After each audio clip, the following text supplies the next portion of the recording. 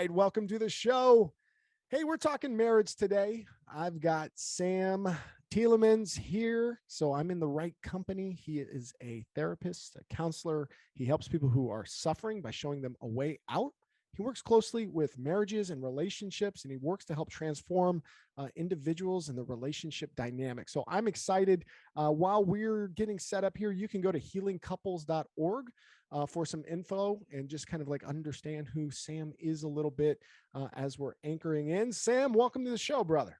Thank you, Jake. I'm super excited to be here. I appreciate you having me. Dude, I'm excited to talk to you. And, you were referred over to me. Anytime that a former guest has come on the show and said, hey, you should talk to this person, I take that very seriously.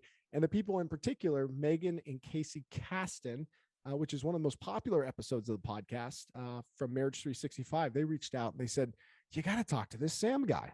He'd be a fantastic guest on your show. So I'm excited to learn about you and, get this conversation going. But any referral from them is a home run for me. Well, great. No, I'm excited. They're awesome. So it's great that you had them on the podcast as well. Yeah. So let's get a little bit of background from you. Where are you living these days? Like where are you from operating out of? Yep. So I'm from Las Vegas. I grew up here since I was 2. So I'm pretty much a native, and I went to school here at UNLV, and I have my own private practice here in town as well. Oh, Las Vegas. I love Vegas, man. I'll be there in May. Nice. And then actually I'll be there in September. I try to get down to Vegas a couple times. It's a good time of year. Yeah. Vegas, man. So was it just like walking down the Las Vegas Strip and seeing a lot of couples that were not getting along that made you go, hey, I need to get into marriage counseling? Or like, yeah. Take me through this path to how you found yourself in this line of work. Yeah, sure. So I guess I remember just being early 20s, people would come and just kind of talk to me. I like talking to people. I like trying to solve problems and working through discussions with people. And so after a handful of people say, hey, have you ever thought about being a counselor? I'm like, yeah, maybe I should consider that, because I was going to school for something completely different. I was doing film at the time. And enough of those conversations happened that made me curious to if I could actually learn and get trained and know more specifically how to help people, I would love to do that. And so that kind of set me on this journey of going into school. And then I wanted to specialize in working with couples, because I think there's so much, that's just such a big part of our lives. And when that's not in a good place, everything else suffers. We don't feel like we can focus. We feel like depression and anxiety and frustration. It affects so much of who we are as people, depending on the quality of our relationships. So I really wanted to niche down into that. And so I've been doing that for 10 years, and I love every minute of it. It's such a cool thing to have a session with somebody, see these little tiny miracles every session as they're learning how to connect with each other better. And it's super rewarding as well. So I've enjoyed it a lot. Yeah. Typically I spend a lot of time on geography and your origin story, but marriage is just such a topic that I've got so much to learn. And so I'm going to take advantage of my time. Let's jump right in. Yeah. Let's jump right in, brother. Let's go right in. Hey, why are so many marriages in trouble? Why are there so many people that are having issues? Has it always been that way, and that there was more religious ties or emotional resilience and just staying in those types of relationships? Or are we and now people have more options, or is it a moral erosion, or give me the landscape of marriage as it pertains current day in reference to the past? Man, that's a great question. So I think the function of marriage is different now than it was.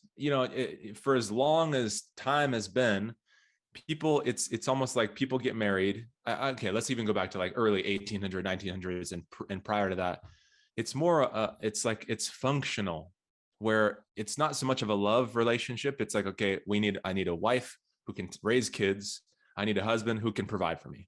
So it's more transactional, I believe, where people just fell into these roles, and that's just culturally, that's what's there. But it wasn't so much based on love like it is now. There's been a shift in the last, 40, 50 years, 60 years, maybe. No, probably maybe 40, 50 years has been a shift where it's more focused on love, because women are in the workforce, not like how they were previously.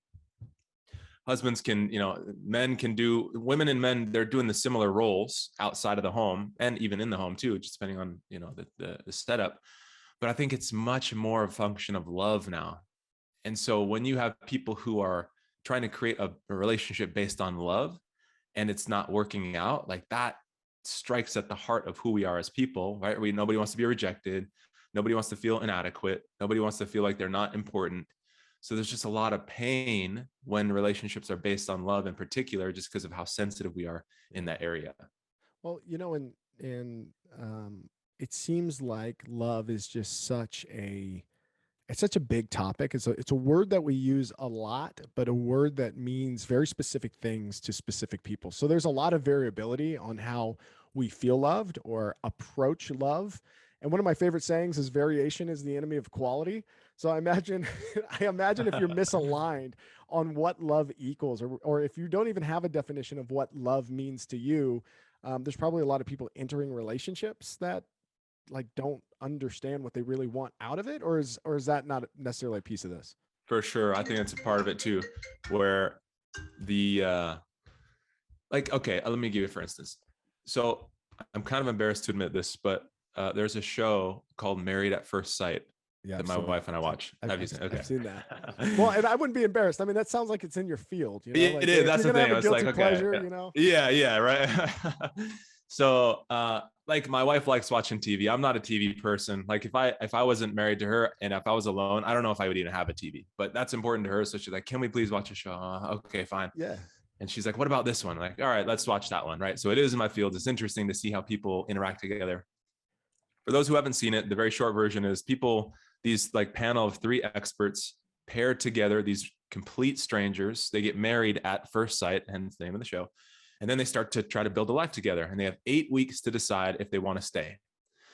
And so it's so interesting to see as these people come together, they're totally different. They know nothing about each other and they're trying to figure out and trying to create this connection, this deeper sense of love and intimacy. And some people are successful, most people are not. And what I've noticed as I watched it this season, there's a guy who says he's really upset with his wife and he's like, "I'm trying, you're not." And she's like, "What are you talking about? I am trying." He's like, "No, you're not." And he'll use these examples of how he defines what it means to try. So he's like, "Well, for instance, we had our friends over and you went to bed and you didn't help me clean up." And then he had another instance of like, "Well, I did this thing and you weren't here supporting me. You weren't helping me with the thing. We made dinner that one night and you gave up. Like you went to bed early." So in his mind, he's defining what it means to be a partner without actually verbalizing that to her, his expectations. So I just use that as an example because we all have expectations. We all have things in our head that we think should happen. And when they don't, that's when we get upset. That's when we get hurt. That's when we take it personal. It's like, okay, well, she isn't doing the projects with me. Like quality time is a big thing for him.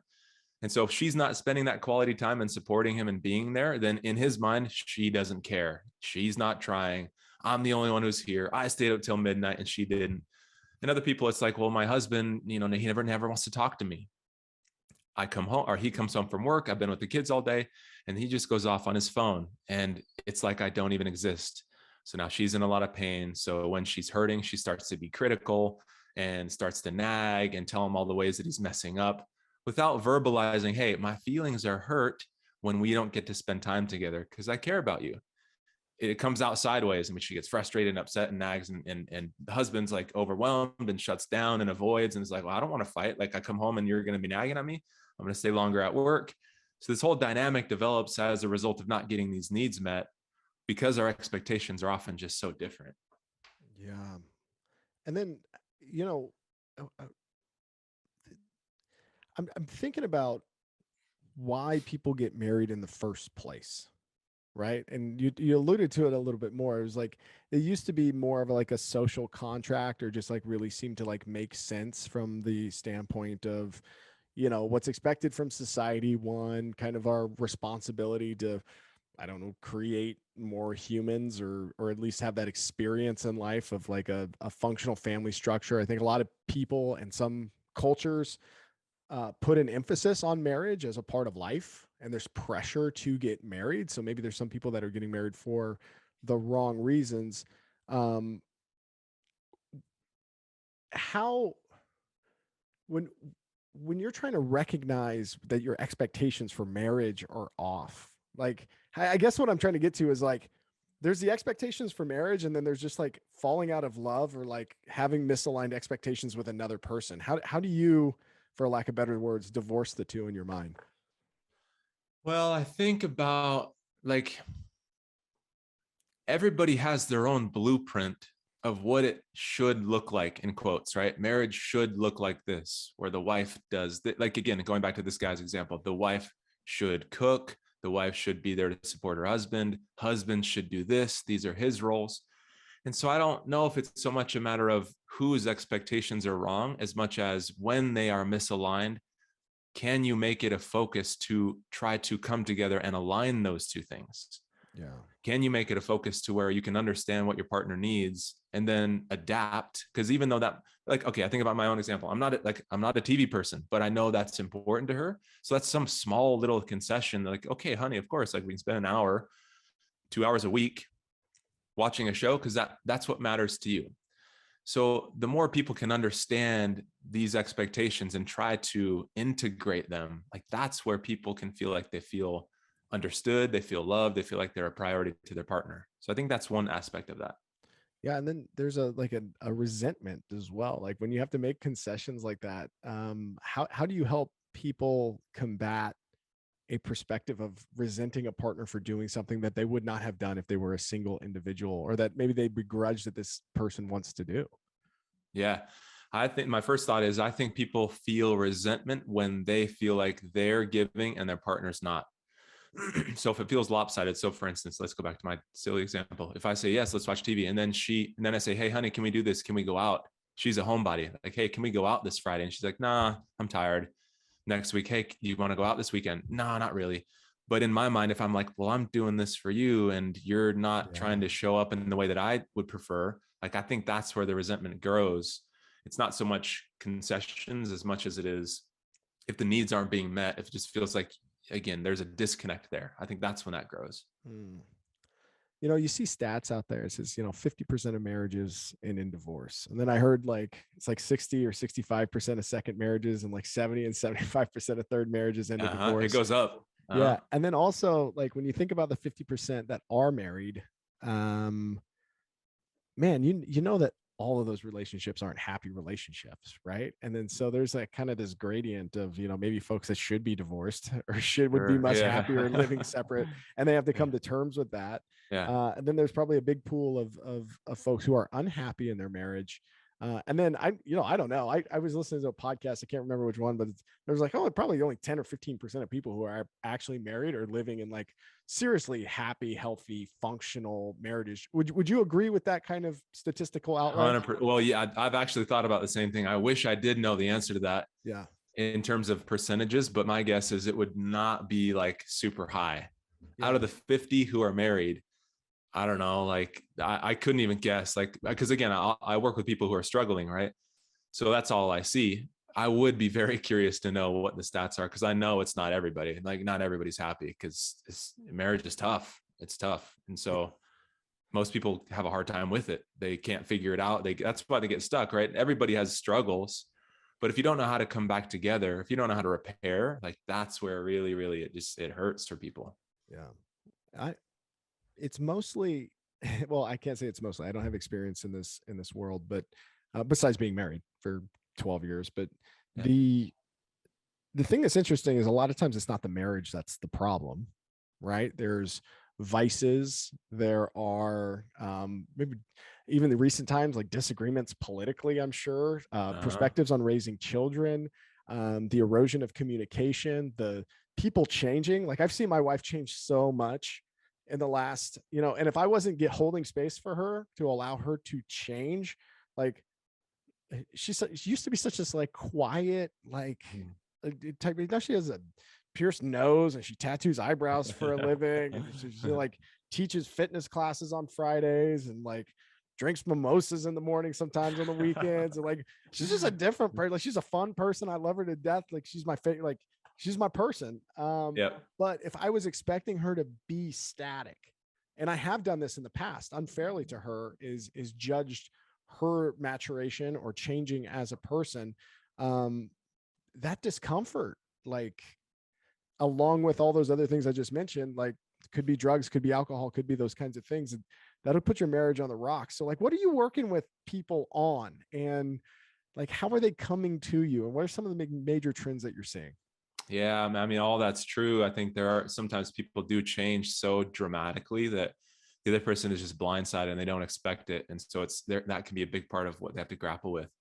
So for me, I mean, 90% of the people who call me, it's because of communication. But that's in their head. They think like, we just can't communicate. But really underneath that, at the core, the number one reason why couples struggle is because they can't figure out how to connect emotionally. And so I want to maybe share just a little bit about this. So like, marriages now, again, are based on love. They're based on acceptance. We want to feel like we're important. We want to feel like we're special and chosen. And we all have that need. And that's not like, that's a healthy need.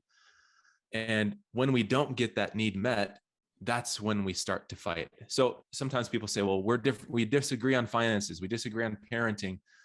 But if you talk, not the fact that they disagree, it's how they disagree. So I remember having a session with this couple. They walk in, they're smiling, things are fine. I'm like, hey, let me run to the restroom. Give me 30 seconds. I'll be right back. When I come back into the room, they're now sitting on opposite sides of the couch and they're turned away from each other and they're visibly upset. So I walk in and I sit down, I'm like, hey guys, like, what's happening? How are you? And the husband says, he starts talking about how unreasonable she is and what's her problem. And she can't let little things go. I'm like, well, what do you mean? What just happened?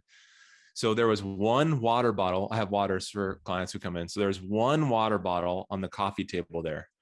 And he grabs the water bottle, takes a drink and puts it on his side of the couch. So that one simple move, she takes that and says like, how selfish is he? He grabs the water. He doesn't think about me. He just takes a drink, puts it back down on his side. So now she gets upset and she's like, well, thanks for some passive aggressive comment. Thanks for offering me some water. And then he's like, what are you talking about? I just took a drink. I'm thirsty. Like, what do you want from me? She's like, nothing. I'm good. I don't need anything. Don't worry about me. I'm okay. This little passive aggressive exchange, right? Which is not about water. It's not about, that's what I said. I was like, can we use this right now to lead into our session? Like, this has nothing to do with water.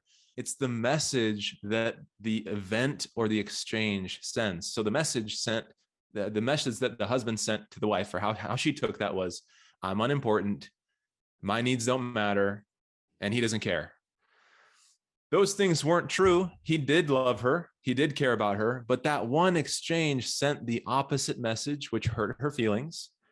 And instead of being able to communicate that, again, that's where that disconnect comes in, right? When we emotionally disconnect, or in other words, when we don't feel important, when we feel like we don't matter, when we feel like we're not enough, when we feel rejected, that's this disconnect that hurts so much that usually couples then respond in some negative way, right? We get upset, we get passive aggressive, we get critical.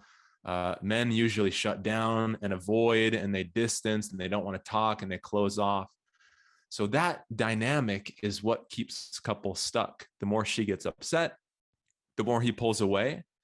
And the more he pulls away, the more she feels unimportant, right? And the more upset she gets, the more he feels like, I can never win. I feel like I'm not enough. I do all this stuff and she's still mad. So that erodes the closeness that we feel, which is why people show up in my office. But they say like, well, it's a communication problem because he shuts down, or it's a communication problem because she just continues to criticize me all the time. When really it's the effect that has on somebody is why people struggle. It's the pain that creates. So when people show up to marriage counseling, and I've never done marriage counseling, what, besides you not having enough water bottles on the table, because Sam actually, that was my fault. I would propose that you do couples counseling, and there should probably, just moving forward, unless that was a test, just have them go run laps outside, getting all sweaty, pick a fight. right. What should people expect? Like, if somebody's listening to this and they're somewhat curious, like they want to engage their spouse and say, hey, like we should go and scrape our brains a little bit and spend some time with someone like Sam, or with Sam, et cetera. Like, what do you expect from that experience? So this is what's so tricky. Okay, just to kind of out my profession a little bit, like, I'm in these different Facebook groups sometimes, and I see people's questions. It's a bunch of therapists, right? And I see some people's questions and I see people's responses, and I'm like, can't believe the kind of things that I'm seeing in terms Wow. of what they say, and this is what I would do. And like, what's an example? It's like, okay, the husband gets upset with the wife, and sometimes husband lies, and the other therapist might respond and say, well, like, he's obviously an abuser, and she needs to protect herself and get, distance herself and not let him in. And like, the lens through which you see a situation determines how you're going to react to it, right? So if in a therapist's mind, lying or anger equals abuse, she's going to prescribe something very different than if somebody sees that through a different lens, right? Yeah. So it's like, it's so frustrating sometimes when I see some of those responses. And I know there's like, everybody's well intentioned, right? Of course, somebody wants to cause problems. Like, people want to help, and that's in their mind the best way to help. And sometimes when I hear, if I'm like the third therapist, because this happens sometimes, I'm the third person somebody comes to, and like, well, the first person, it was terrible because of this, second person, this. And as they tell me the story, I'm like, well, yeah, I can see why that wouldn't work so well. And so there's different approaches and different methodologies, but the number one methodology literally for couples is called emotionally focused therapy. So if anybody's listening is like, well, I want to find a therapist, how do I know who's good and who's not? I would start by looking for somebody who's trained in EFT, emotionally focused therapy. And the reason why is because this is, again, what it's based on helping people resolve the core of the problem. Again, if somebody was like more solution focused, going back to the water bottle example, they'll say like, okay, well, next time, why don't you kind of just come up with some agreement that if there's one thing left, that you have half, that she has half, then everybody's good. It's like solution based. But if you realize that it's not about the water, it's about her not feeling seen, then your approach is going to be so different. You're not even going to talk about the water bottle. You're going to talk about the effect that exchange had, and try to help them communicate on a different level so she can feel loved again, so she can feel seen, so she can feel important, right? Important. It's not about the water. So EFT helps couples get to the core of why they fight, which is, again, emotional disconnection, not feeling loved, all of those things. And in therapy, like, that's the goal, is to help people understand the cycles that they get stuck in, right? This back and forth, this, she gets upset and he shuts down. That cycle is just evidence that they're not connecting. So in the work that I do with people, the goal is to help them get underneath those cycles so they can share differently, share in a way that creates connection and love and acceptance and intimacy and passion and excitement. All of that stems from being close to one another. Mm. And so the goal is to interrupt those negative cycles that make it worse and help them know how to communicate in a different way. But again, it's like, it's for the purpose of reconnecting with one another. So that's like Wow. that's the primary thing that I focus on when I work with couples, just because, again, that's the modality, that's the lens through which I see those events. So then I'm also curious in the standpoint, there's some couples that maybe recognize early enough on in the process that there's a disconnect in communication or love or energy, excitement in the marriage, and they make a decision to go seek help. Then there are folks that maybe understand that that's happening, but then have a event like a betrayal, like a Yes. cheating, a lying, Yep. some kind of behavior that manifests that is a, you know, in a lot of relationships, that's a divorce. It's just done. Yes. And in some relationships, the partner is willing to hang on and try to figure it out. Like, Yep. how might how do you in this profession like approach that second case? Yeah. I mean, I think so that's a part of what I specialize in, is helping couples with betrayal. And there's a different way that you have to approach that. It's not just like, okay, well, just go and spend more time together and go on more dates. And if husband turned out and went outside of the marriage, then that means he needs more sex. Like, those are the kinds of things that are so detrimental, because that's not what that's about. Again, it's if you're focusing on the behavioral level, you'll just think like, oh, if he went somewhere else, then, what's the wife often says, well, what's wrong with me? Why wasn't I enough? Why did you turn to somebody else? When really, at the core of betrayal, oftentimes there's different reasons why people do it. Some people, I'll work with people sometimes where it's more on like a compulsive spectrum, where it's like it's driven by the desire to cope with pain. It's usually some unhealthy coping mechanism. If they're disconnected in their marriage, they don't know how to get that closeness from their wife, it causes them pain. So that then they kind of, somebody else or something else is a distraction from how bad it feels. And so it's not that it's the wife's fault, but the husband doesn't know how to deal with his pain in a way that's effective, in a way that's healthy, and repairs the disconnect. Then sometimes he'll, like, that pain will then go somewhere else. So again, that sometimes people go to alcohol, sometimes people go to drugs or porn or affairs or Facebook or sports. Like, there's a million ways that people numb and cope. That's often like the number one reason why I think people are having affairs isn't because, there's not enough sex in the marriage. It's them feeling so disconnected that they don't know how to process that in a healthier way and resolve it. So they just find some other distraction to take their mind off of how bad it hurts because of their marriage. Mm. Wow. Another topic I wanted to touch on was, and this is kind of opening up my eyes as I get a little more mature as a married person and I'm around folks who have been married for a while, is there are some relationships that just become verbally abusive. Like when you're around people Mm-hmm. and then they're so comfortable when you're around them to just shit on each other Uh-huh. in other people's company. You can only imagine what's happening when they're by themselves at the house, like doing laundry. Like they're just Uh-huh.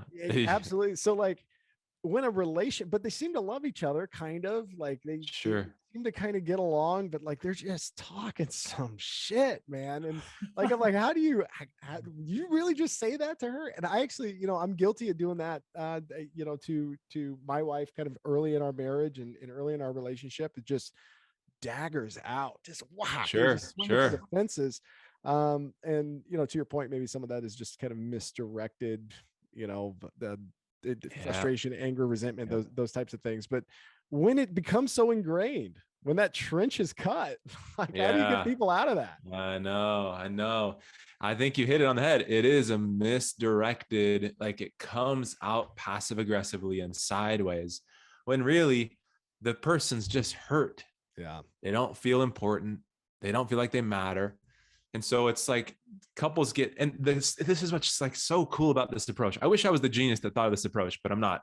This has been like 40 years of research. Like 93% of couples who do EFT show improvement in their marriage, which is like unbelievable in the therapy world. Usually it's like 30-40% of people improve. But for this approach to like double the effectiveness of other ones, it's crazy. And the reason why it works so well is it doesn't take that long. Like I'll work with people who have been stuck in their cycles for like 10, 15, 20 years, and we have one session and they walk out feeling better. Like those are little miracles Yeah. that once you know how to facilitate that, like that's why I get so excited about this. It's this model that speaks to the heart of why we struggle. If you can help people have one good conversation, they get their footing again.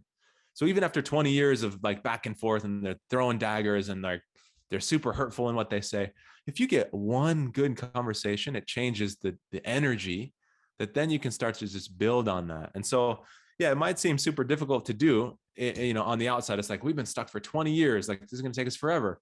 When really it's like, you really get underneath and it's like, start to talk about the hurt, right? That's the how, right? It's like, we talk about this idea of connection. The how is you share in a vulnerable way what's happening on the inside for you. Are you hurt? Do you feel unloved? Do you feel sad? When you communicate on that level, something happens in the other person where it naturally triggers this sense of empathy. Like if you were to see, like early on in your marriage, you say early on you might be throwing daggers and you might be getting upset with one another, but if you saw her sad, if you saw that she was really affected by something that you said, like I would guess that you would be moved by that. I don't know if you even have any experiences with that where you're getting upset and then you see her like crying and it's like, like what did I do? Like, why did I say that? Right? It Yeah. changes something in us because we see the sadness, not the like, resentment or screw you. And, Yeah, you I'm a know, little fucked up though. Like there's a point in time early in our marriage where I give her a little kick while she's down for a second, then I and then and then I get back to, the like, oh, I like, obviously I say I've hurt you, but like, yes. I came from a childhood that certainly had some verbal abuse associated with it. Sure. Okay. And it's one of those things where early in our relationship. That's really a lot of what I kind of gravitated toward, or the gravity that Sure. I had around myself. It's what I Yep. pulled in. To Yep. me, it took a lot of self-reflection. It took a lot of forgiveness and kind of understanding where my parents were, especially with my mom, like where Yep. she was in life. And so I don't harbor resentment for that, but it was a really ham-fisted way to grow up. Just Sure. very Yeah. just Yeah. like Yeah. blunt, like lots of cursing, lots of just like, Yep. oh, tons of Abrasive. Right. emotions. And and Uh-huh. and I took that in early in our relationship. I regret it. It's Sure. part of my Yeah. I mean, journey. yeah. But certainly I lacked empathy for tears early on, Yep. because I held such a hard line for things that I was committed to. Yep. And instead of taking a step back and being like, oh yeah, you're my person, like I love you, I should, like, how important is this like latte that we're fighting about really, like, you know what I mean? And I think that's a good point, right? Because if that's all you knew, you might have been more like disconnected from yourself. Even it's like you kind of, I wonder if you just kind of pushed away feelings, and like she's upset, like, oh, it doesn't matter. Like there's this maybe wall that you'd built up as Yeah. a Oh result yeah. of your experiences, right? 100%. And so like over time, when people get stuck in that, I like that. It's great that you're able to acknowledge and work on that and process that and like deal with it differently. Because if you didn't like how that felt for you, it's like, okay, we got to do something different then. So it's great. And I think a lot of people don't do that. So it's huge when you do. And so I think, yeah, if people are in a similar place and they're not so affected, you might not feel it in the moment, right? If you're in the heat of the moment and you're pissed and you're resentful and you're hurt and you're angry and she cries, it's like you're so charged up by these negative feelings that it might not phase you so much. But if you start to have different conversations, even outside of those really intense moments, that's when you'll start to shift how you see it, how you feel. So yeah, there's different ways to do it, but Yeah. that's ultimately what it comes down to. Yeah, and I think some of my challenges, like early on, and still now, is, if you know my wife, she kind of has like a I don't know, I don't want to say resting bitch face, but I'm going to say resting bitch face. Like, she's like, that's the terminology that's used. I didn't invent that. That's a thing. So she's very, I'll call it stoic, but she's like, she doesn't show her cards at all. On her face, even when you're talking to her, even when something's like exciting that's happened, like something exciting will happen, and you'll tell her, and she'll just kind of like look at you, and it'll be like, are you You happy hearing for me? Yeah, yeah. me What's yeah. too? Like, are you?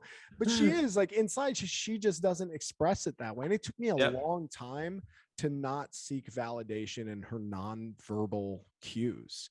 And I think, Sure. and it feels like that's a big amiss. And I think we're becoming, as a society, more social roaches when it comes to Yeah. nonverbal communications. Like, people are clunky. They're human sandpaper. Uh-huh. They're just the way they the way they rub against each other. It's like, God, you guys are like, how do you communicate? Like, how do you, and I know that I fell into that as well. So as technology changes, as people changes, specifically like men in society seem like they're changing a little bit more as well. There's a softer, more Uh-huh. accepted form of masculinity out there. You mentioned it earlier. We're getting at least the perception in some areas of equality in a lot of areas, as far as like jobs and functions and roles, and there's stay-at-home dads, and there's just this whole ecosystem. Like, man, the managing social cues through that, and nonverbal communication through that, like, it's got to be, I don't know, it seems like it's a lot. Yeah, it's I because asked it's like 9 true. questions there, sorry Sam. No, no, no. I think that's great. I think all that's true. I think especially when, again, like I'm gonna be curious to see what it's like, because I'm 36, so I grew up. I didn't have a cell phone. I was on the cusp, and I'm actually really grateful for this because I'm not a huge like sticking kids in front of technology kind of a person. Like Sure. there's, they're not in the stone age, but like I think limits are important. I think, it impacts their developing brain. So I don't know. I'm kind of more old school like that.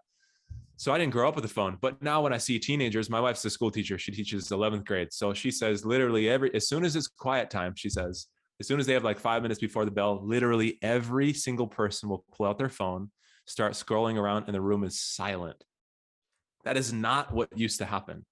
There used to be a discussion, there used to be interactions together, but now people are so zoned into their phones that they're missing the development of these skills of knowing how to interact with other people. And like you said, if people don't have if it's not practiced, if they're not expressive, and they're focused on like if they're walling themselves off, not to say your wife is doing this, but like many kids wall themselves off and they're in their technology, they don't develop the skills that are necessary for healthy relationships. So I'm curious to see what's going to happen with these teens now. Like, what does Yeah. relationships and marriage look like for them? Parenting for them? Like, I don't know, man. Well, and when we talk about a younger generation as well, I at least what I've heard, and maybe this was happening in my peer group. You and I are about relatively the same age, about a year off. Like maybe this was happening, but I just wasn't around people who were saying that. But like, man, when I talk to people in their early 20s, late teens today, like the perception or the idea of getting married is like, fuck that. Like Right. I'm not Yeah. doing that shit. Uh-huh. Like you can Uh-huh. keep that marriage thing there. Like, and maybe that's just a young person's perspective and it's always been that way, but I don't know. Like I actually like looked forward to one day settling down and getting Yep. married. And Me like too. that was important to me. Yep. I do think culture is changing things for sure. And again, like I can't even imagine going back and dating right now with all these apps. Like I don't have any of the like Tinder and the whatever, apps that are even out there. There's probably so many of them now. But like that just changed. Again, going back to this Married at First Sight show, everybody talks about how like I'm so tired of dating. I go on these apps and then it's just these like exchanges and it's just out for, people just out for sex and there's nothing real out here. Like I can't even imagine going back into the world of dating with that being just what it looks like for most people. It's wild. yeah. I would be curious. Pornography. Holy shit. Like you used to have to go and find it. Right. It finds you now, man. It is absolutely everywhere. Yes. And it's easy. The barriers to entry are low, and the nuances and niches and fetishes and just the world that exists is as wide as it is deep, man. And it certainly pulls people in. Like, what's your experience in counseling couples that are going through issues of porn addictions, pornography, porn, and like that whole yeah there's a lot there. Yeah, so I work actually, so I that's one of the areas, so I niched down actually into helping couples specifically with that. I remember being in grad school and I had a conversation with a friend because that's not something I struggled with. I, of course, been exposed to it. And in Vegas, like you can't not, especially here. Right. And so as a teen, you're curious about stuff, but like I never struggled with addiction. And so in grad school, I was talking to a friend. He's like, I've been dealing with this since I was 11 years old. So he said he got exposed at 11. Then it just became this thing, this way that he coped. His parents would fight all the time. So we'd just go cope and just zone out looking for stuff. And so I thought, I'm sure I'm going to see this a lot. I'm religious as well. I'm like, I'm sure I'm going to see this a lot in the church. Like I should learn how to treat this. And so it's not only in the church, like it's everywhere. There's a survey in, I think it's called the Journal of Marital and Sex Therapy. It said that they surveyed men, and over the last 6 months, over 90% of men admitted to viewing pornography within the last 6 months. So it's like virtually everyone. Oh, yeah. Can't get away from it. Well, if you go to, not that I go, but if you go to some of these sites and you look at how many views certain videos have, it like normalizes billion-dollar industry. It normalizes the hell out of it because there wasn't a number of times rented or numbers of views on videotapes in like the old school store. Right. Yeah. You would know. You would download a static file back in the day and like the LimeWire Kazaa days, like would get access to stuff like that. But now you just see that people are liking it and rating it and commenting on it. There's a whole social culture around it. It's like, what are we doing? And I think that is definitely, again, like I'll see these documentaries. There is one documentary, man, who put this on? Okay, there's this organization called Exodus Cry, and their whole mission is to try and make sure that kids are not exposed. People who are under age 18 should not have access to stuff. And I completely agree with that, because the developing mind of a 13-year-old cannot process what they're watching on like some YouTube video, right? Or some like porn site. Like they don't have the capacity to process that. And when they're exposed to it, so they put out this documentary, and there's a girl that they interviewed. They said, the girl tells her story. She's like, I had a boyfriend. I was 16. we started getting closer, and then we'd kiss, and then eventually he wanted to have sex, and I wasn't quite sure, but like, I felt like, yeah, I love this guy, and she's only 16, but she's like, I love him, so I'm gonna, we're gonna have sex. And so the first time they had sex, he puts his hands over her throat, and she like gasps and is like, what are you doing? He's like, what do you mean? He's like, we're gonna have sex. And she's like, no, we're not doing that. Like, what are you doing right now? And he's like, what are you talking about? Like, he had no concept of, you don't choke somebody that you love, that you're gonna have sex with. Like, At that's least not out of the gate. Come on. Yeah. Yeah, Have some discussions sure. about that first, Yeah, right? yeah, those are things that you got to sit down and talk about the table stakes for sure. Yes, Yeah. right. And so for teens, that's their sex education. It's like, oh, that's what you do. Like, violence is normal in porn videos. The majority of porn videos have violence in it, some element of violence. They've done studies on, like, they talk about like the quality and the types of pornography. Most have violence now. Yeah. So if kids are just seeing that, like, oh, this is what sex is, that becomes their form of education. It's the worst possible form of education. But if that's what they watch, and if that's all they know, and 90+% of kids and guys are doing this, like, that again just warps what it looks like to have a healthy relationship. Well, so here's another thought too. And again, I'm no expert in this, but I do, when you see the top rated like searched titles and things like that, like a lot of it has like family implications.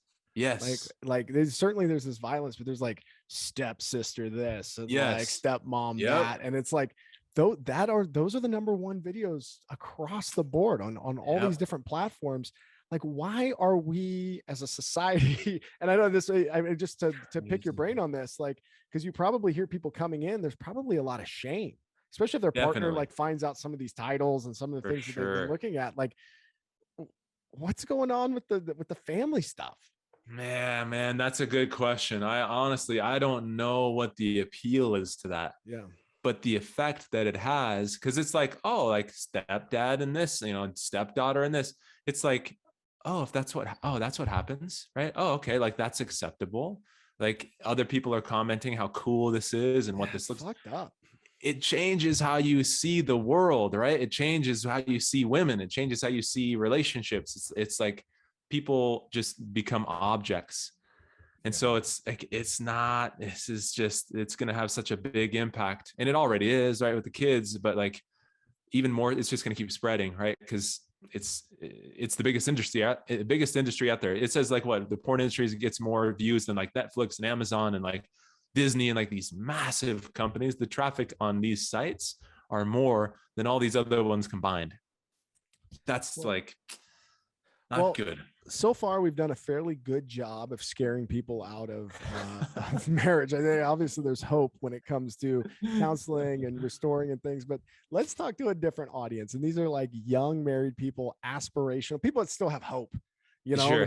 They're still operating from a standpoint of like, I'm going into this thing and I'm getting a rosy picture, right? It's my day, and after that, we're gonna drink wine in Tuscany and have kids that look just like us, and the whole deal. Like, how do you prepare yourself for marriage in the times that we're in? Yeah, that's a good question. I think when people can. There's a couple of thoughts to have. The more you can, there's a self element to this. There's two elements. One is the self, right? The more developed we are as a person in terms of our ability to communicate and understand ourselves and how we feel and what we need, that's such a big part of being successful in relationships. If I don't know how I feel, if I don't know what I need, if I fly off the handle all the time, if I'm entitled and demanding, the chances of ending up in a really healthy, solid relationship are not as high as if you develop those skills ahead of time. And now again, most people don't though, right? Most people don't. And that's okay, because you can develop them at any time. It's just without those skills, there will be struggle. There's already struggle, but it's going to be harder without knowing how to approach somebody else and how to take into consideration somebody else's feelings and how to express how you feel in a way that's understandable. So I think those skills are necessary. And whether you learn them before marriage or after, ideally it's before, but most people don't, and that's fine. And again, after is fine, as long as you're working on that. So I think learning yourself, learning what you need is a key part of it. Number two is the relationship side, is the more you can understand and recognize and value another person, that translates, of course, into the most important relationship most people have, which is marriage and kids. It's being able to be flexible and adapt and make room for somebody else, knowing that that person has feelings, knowing that person's, struggles are just as legitimate as yours. So I think the more you can pair those things together, the easier it is. Again, like as I work with people, the people that I see as more flexible, their relationships it's like things are just easier when people are flexible. I think that's just one skill that's super overrated. It's especially now, it's like, this is my way and I deserve this thing. And okay, like the more you can be flexible and you can bounce off each other, that's like, it's a lot easier to navigate difficult situations with that element. So yeah, I would say working on yourself, working on interacting with other people in a healthier way. Those are two things that I think can help prepare people for marriage. 100%. And then, speaking to those who are in a marriage that's got some rocks, it's a rough, rocky time. How It do is. you, if you're the partner that wants to broach the conversation and say, we should go to counseling, and you're worried that your partner is never going to make it there, Yeah. never going to show up to it, not going to be engaged in it. Like, what's that conversation look like? Or maybe some advice on how to have that conversation in a way that's productive. So, and that happens sadly, right? I'm a huge proponent of therapy. Like, I like being able to be in a position of helping. I love doing my own coaching. Like, I had a call with a mentor yesterday, and like, I love it because I'm a huge fan of just growth. And I'm not so much like, well, there's nothing I need to learn and there's nothing wrong with me. Like, I can always refine things. So I just like, it feels good to me to keep making progress. So when, let's say, a woman has that conversation with her husband, we'll stereotype a little bit because usually it is the No, guys who are yeah. like, no, I'm good. I don't need this. And you go and fix yourself and I'm fine. I'm going to the garage. Yeah. I'm going to work on my bike. So I think that does happen. And if I was the wife, I would approach the conversation and I would make it, I would frame it in much more of a positive way. I would, instead of like, hey, we're struggling, we've got problems, we've got to go figure this out. Because the guy might hear that and say, like, I can figure it out, like, and we don't have problems. I'm good. If you're upset, then that's your thing. If you frame it differently and say, listen, hey, honey, I love you to death. I want to spend, our relationship means so much to me. You're so important to me that I want to figure out ways that I can feel like we can feel even closer to each other. I know we're going through these difficult times sometimes. I want to see, like, how can we make things even better? Because I love spending time with you. I love it when we have these good conversations or interact or have fun or it can be intimate together. Like, I want to keep growing in that with you. Would you be open to going and getting some extra tools to figure out how we can keep making progress together? That might be one angle that you can take that might not feel so like it might not provoke a defensive reaction if you say how much you care and how much you want to keep growing. I think that's easier to hear as a husband who might feel some degree of like, I'm good and we're fine and don't tell me there's problems, because if there's problems, it's you. I think the angle that you take matters. But even as clearly and as nicely as you approach it, sometimes they're going to say no, which is unfortunate. But I think that's maybe the best possible chance that you have, is if you frame it in that way. Like a lot of things in marriage, it's about the framing. It is. It's true. 100%. 100%, man. It does matter. Hey, and then kids are usually involved in these types of situations and these types of issues. In fact, kids tend to be, I don't want to say the catalyst, like it's not, but two people either decide to, or nature decides that they're going to have some children, and then their life gets more complex. Kind of any advice for individuals who are finding themselves struggling as parents that want to stay together for the kids, but like what with that whole dynamic? And I think that it's true. I think that's what motivates a lot of people to stay together, which is just then a reflection that they're not in a good place. If that's their primary motivator, there's something wrong in the relationship that, once addressed, the motivation will change. And so I think being able to identify and recognize that there are tools. Again, I know we've kind of been like talking about some like doom and gloom stuff and joking around with some of that. And the reality is there's 100% there's hope. Like people don't have to struggle. I remember working with somebody one time where just after a couple sessions, again, we're shifting things very quickly because of this model that we're using. And she's like, man, like it was this easy. Like it didn't have to be that, like we didn't have to struggle for that long. Like she was like grieving almost the 20 years prior of like, we didn't have to do this long. Like it just took a few conversations for us to feel hope again.